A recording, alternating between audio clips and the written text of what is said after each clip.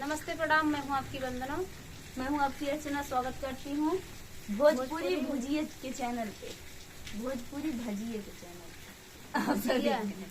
भुजिया और हम दोनों बहन मिलके बहुत ही प्यारा गाड़ी गीत सुनाने जा रहे हैं। कैसा लगेगा और कमेंट में जरूर बताना।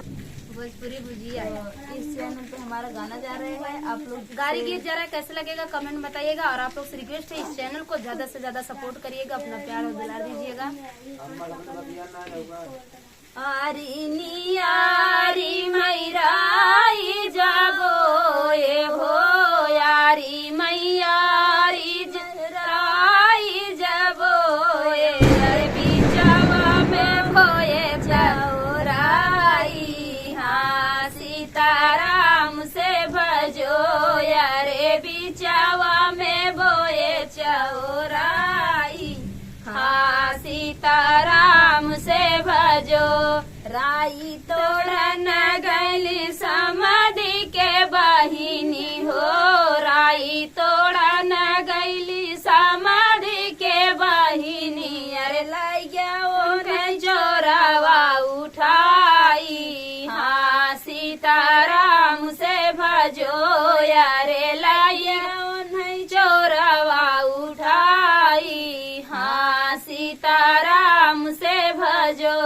आरी नियारी माई राई जाबो ये हो, यारी यारी माई राई जाबो ये, अरबी चावा में बोए चौराई।